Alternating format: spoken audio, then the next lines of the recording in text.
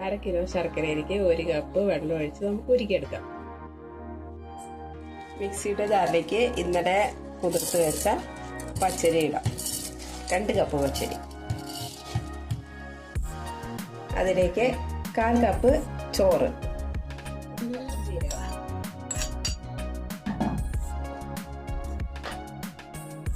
3 ഏലക്കായ,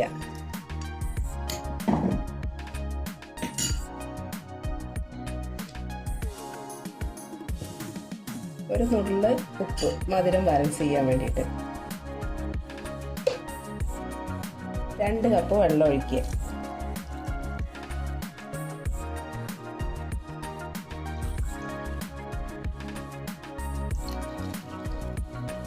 ഇത് നമുക്ക് അരച്ചെടുക്കാം. നൈസായിട്ട് അരയണ്ട, കുറച്ച് തരിയോട് നോക്കാം. അരിഞ്ഞ് പാകമായിട്ടുണ്ട്. പാത്രത്തിലേക്ക് ഒഴിക്കാം.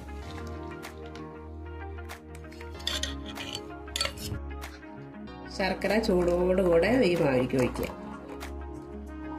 ഇളക്കിക്കൊണ്ടിരിക്കണം, പിന്നെ കട്ട പിടിക്കുമ്പോൾ. കുക്കറ് ചൂടായിക്കൊണ്ടിരിക്കേണ്ട, നമുക്ക് കുറച്ച് എണ്ണ ഒഴിക്കാം. എണ്ണ ചൂടായിട്ടുണ്ട്. ചെറുതായി അരിഞ്ഞ തേങ്ങ നമുക്ക് വറുത്തെടുക്കാം.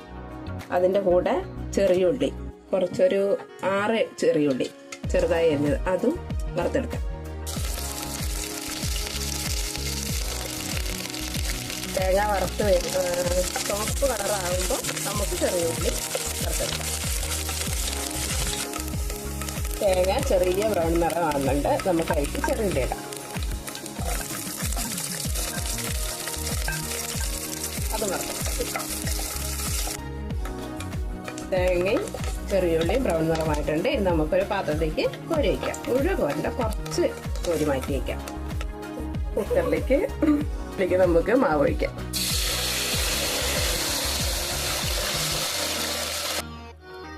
അതിലേക്ക് മാറ്റി വെച്ച തേങ്ങാക്കൊത്തും ചെറിയുള്ളി ഇട്ട് കൊടുക്കാം. കുക്കർ അടച്ച് വെച്ച് വേവിച്ച് മാറ്റാം.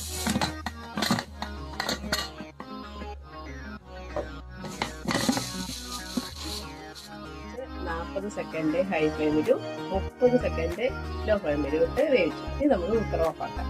ശരിയായിട്ടുണ്ടാവും വിചാരിക്കുന്നു. അപ്പോൾ നമ്മുടെ കുക്കറപ്പം റെഡി ആയിട്ടുണ്ട്. ചെറുതായിട്ട് ഒരു സൈഡ് ഒന്ന് പൊടിഞ്ഞു പോയി.